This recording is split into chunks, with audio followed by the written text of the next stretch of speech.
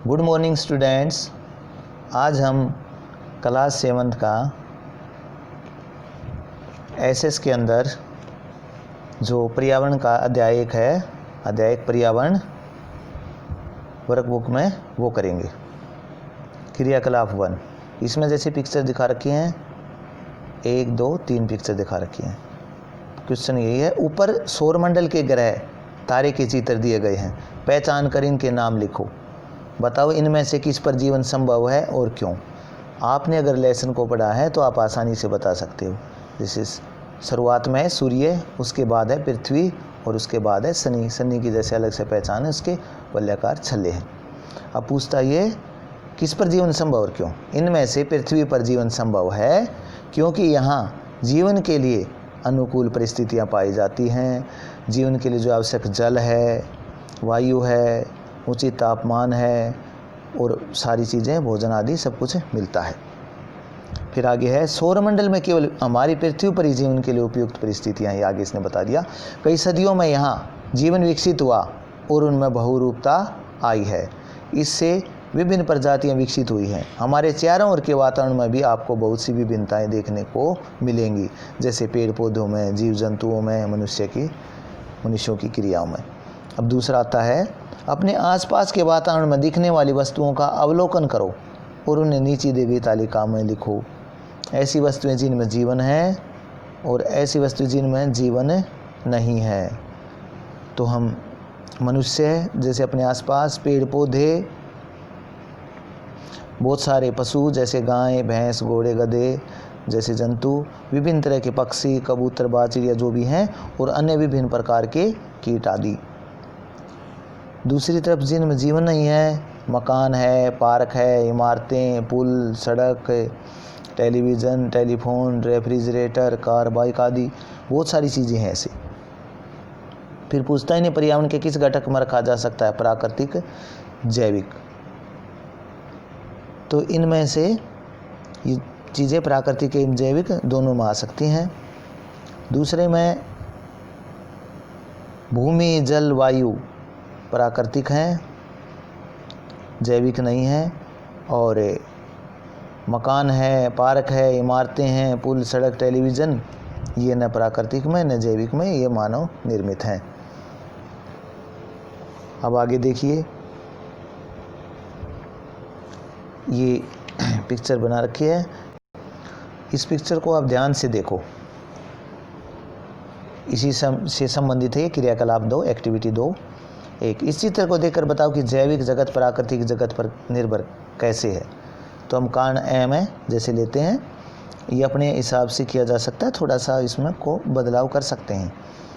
सभी शाकाहारी जीव भोजन के लिए सीधे प्रत्यक्ष तौर पर प्रकृति पर निर्भर हैं। वे जो घास, अनाज, सब्जी, फल आदि खाते हैं वो सभी प्राकृतिक हैं।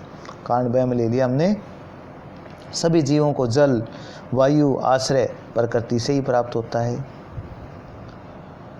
कारण से में ले लिया हमने, मांसाहारी जीव भी परोक्ष रूप से प्रकृति पर ही निर्भर करते हैं, यानी वो सीधे तौर पर भले ही नहीं परोक्ष रूप से निर्भर करते हैं। वे जिन जीवों को खाते हैं उन्हें भोजन प्रकृति से ही प्राप्त होता है।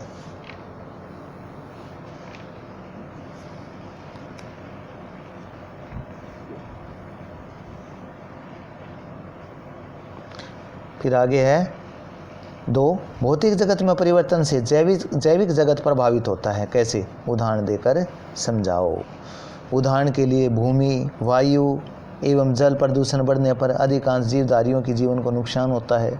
उसी तरह से अगर तापमान में अचानक बहुत ज़्यादा अंतर आ जाए तो भी जीवधारियों को कठिनाई हो सकती है। ऐसे भी और कई कारण ले सकते हैं हम इसमें।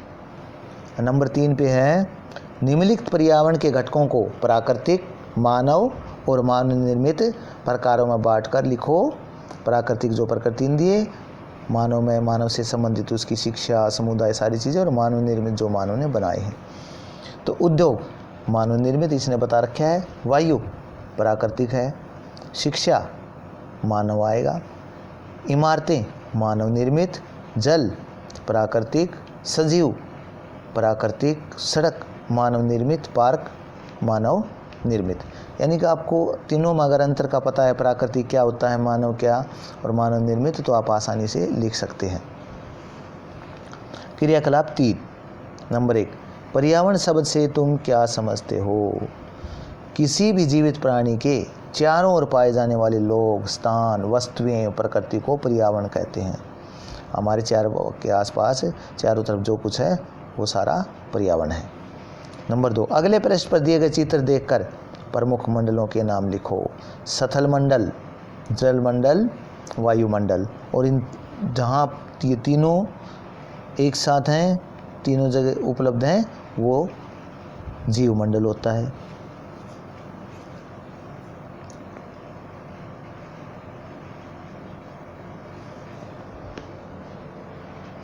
जैसे अब नेक्स्ट पेज है, इस पर देखो, इस पिक्चर को ध्यान से देखो।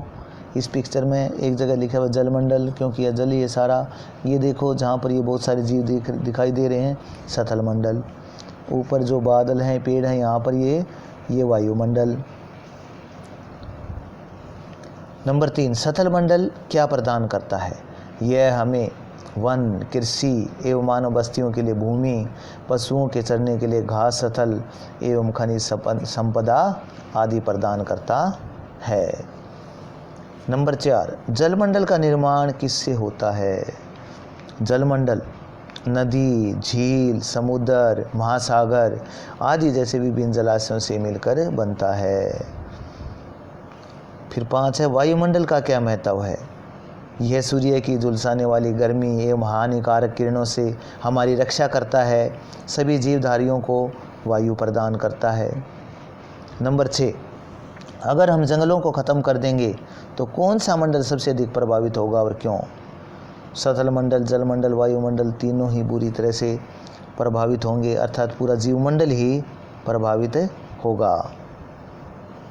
क्रियाकलाप 4, कई मानवीय क्रियाएं पर्यावरण को प्रभावित करते हैं, जैसे वनों से पेड़ काटना, यातायात के साधनों द्वारा हवा को दूषित करना आदि। नंबर 1, उन मानवीय क्रियाओं की सूची बनाओ जो पर्यावरण को प्रभावित करती हैं। उद्योग, कारखाने, यातायात के साधन, वनों को काटना, पहाड़ों को काटना, जल में विभिन्न उद्योगों के रसायन डालना, कीटनाशकों एवं रसायनों का अत्यधिक प्रयोग आदि बहुत सारे कारण हैं। फिर नंबर 2 है, अपने क्षेत्र में कोई एक मानवीय क्रिया ढूंढो जिससे पर्यावरण प्रभावित हो रहा हो, उसके कारण व प्रभाव को यहाँ लिखो। आप कोई भी ले सकते हैं, जैसे मैंने ली है। हमारे क्षेत्र में यातायात के साधन बहुत ज़्यादा हैं, इनके कारण अत्यधिक पर्यावरण प्रदूषण होता है। इसका प्रभाव मानव पर सांस संबंधी रोग व अन्य रोग इसके कारण लग जाते हैं, स्वास्थ्य पर बुरा प्रभाव पड़ता है। क्रियाकलाप 5, नीचे लिखे कथनों को सही करो। गलत है, सही करना हमने। वायुमंडल चट्टानों और खनिजों से बना होता है। वायुमंडल कई प्रकार की गैसों, धूल कण एवं जल वाष्प आदि से बना होता है। नंबर 2, सथल मंडल पृथ्वी के जल से ढका। नाम से ही पता चलता सथल मंडल, जलमंडल होता जलाता। सथल मंडल पृथ्वी का वह ठोस भाग है जिसमें विभिन्न प्रकार की भूमि व अन्य चीज़ें शामिल हैं। फिर नंबर 3 है, जैवमंडल वायु की पतली परत है। नहीं, जैवमंडल पृथ्वी का वह संकीर्ण क्षेत्र है जहाँ सथल, जल एवं वायु मिलकर जीवन को संभव बनाते हैं। वह कुछ क्षेत्र है जहाँ पर तीनों चीज़ें हैं जिसके कारण जीवन संभव है। क्रियाकलाप 6, रिक्त स्थानों की पूर्ति करो। पर्यावरण के परिमंडल हैं, 4 मान लेते हैं हम। सथल मंडल, वायुमंडल, जलमंडल और इनके कारण जो है उस जीवमंडल, उसको भी इसी में ले लेते हैं। ब, पर्यावरण को प्रभावित करते हैं, क्या करते हैं? विभिन्न कारक प्रभावित करते हैं। स, पर्यावरण के कितने प्रमुख घटक हैं? 3 प्रमुख घटक हैं। जैवमंडल खालिस्तान परिमंडलों में पाया जाता है। जैवमंडल एक संकीर्ण क्षेत्र है जो तीनों परिमंडलों में पाया जाता है, तीनों परिमंडलों का एक थोड़ी से क्षेत्र में। फिर है क्रियाकलाप 7, नंबर 1, जैवमंडल में अन्य तीनों मंडलों के भाग सम्मिलित हैं। चित्र की सहायता से इसे स्पष्ट करो। ये चित्र देखो, वायुमंडल है, एक में जलमंडल है, एक में स्थलमंडल, और ये जो भाग बीच में दिखा रखा है, जब मनुष्य अन्य जीव दिखा रखे हैं, ये वह क्षेत्र है जिसमें तीनों का भाग आता है। चित्र में जो जैवमंडल दिखाया गया है उसमें वायुमंडल, जलमंडल व स्थलमंडल तीनों का भाग शामिल है। ये चित्र में स्पष्ट दिखाई दे रहा है। जीवन के लिए तीनों मंडल आवश्यक हैं। नंबर 2, तुम्हारे आसपास किस तरह का पारितंत्र है, लिखो। हमारे यहाँ विभिन्न समुदाय एक साथ रहते हैं और एक दूसरे पर निर्भर करते हैं। हम एक दूसरे के साथ व पर्यावरण के साथ भी भौतिक क्रिया करते हैं। यानी कि पारितंत्र किसी भी चीज़ का हो सकता है, तालाब का हो सकता है, किसी एक जगह का हो सकता है, वहाँ का जो पूरा तंत्र है आसपास का वो संबंधित उससे वो सारा पारितंत्र कहलाता है। नंबर 3, वातावरण को संतुलित रखने के लिए तुम अपने स्तर पर क्या क्या कर सकते हो। इसमें बहुत सारी चीज़ें आ सकती हैं, ज़रूरी नहीं जो मैंने लिखा आप वही भी लिखें, उससे थोड़ा आपका भिन्न हो सकता है। प्लास्टिक का प्रयोग न करना, ज़्यादा से ज़्यादा पेड़ पौधे लगाना, संसाधनों का सीमित उपयोग, सौर ऊर्जा का ज़्यादा उपयोग,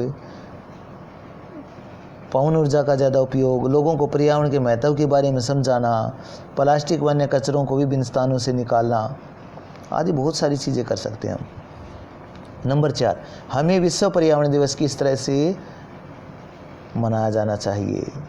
विद्यालय स्तर पर हमें ज़्यादा से ज़्यादा पेड़ पौधे लगाने चाहिए, फिर उनकी देखभाल भी करनी चाहिए। विद्यार्थियों एवं लोगों को पर्यावरण का महत्व समझाना चाहिए। पर्यावरण को ज़्यादा प्रदूषित करने वाले संसाधनों का प्रयोग नहीं करना चाहिए, ये भी एक संकल्प लेना चाहिए। स्थानीय स्तर पर लोगों को पेड़ पौधे लगाने एवं उनकी देखभाल के लिए जागरूक करना। प्लास्टिक व अन्य कचरे को साफ करना। जो ये नीचे लिख रखा है संसाधनों का प्रयोग न करना, ये विद्यालय स्तर पर ही उसका लिख रखा है, जगह की कमी थी। तो इसी के साथ वर्कबुक का ये भूगोल का ये अध्याय यहीं पर समाप्त होता है। आशा है कि आपको अच्छी तरह से समझ में आया होगा और आप इसको अपने हिसाब से सोच करके कर सकते हैं। और वर्कबुक का यही मुख्य उद्देश्य है कि आपकी अपनी सोच विकसित हो और उसी के साथ आप करें। ये इस वर्कबुक का मुख्य उद्देश्य है। मैं आशा करता हूँ कि आप इसको अच्छी तरीके से करेंगे। Thank you.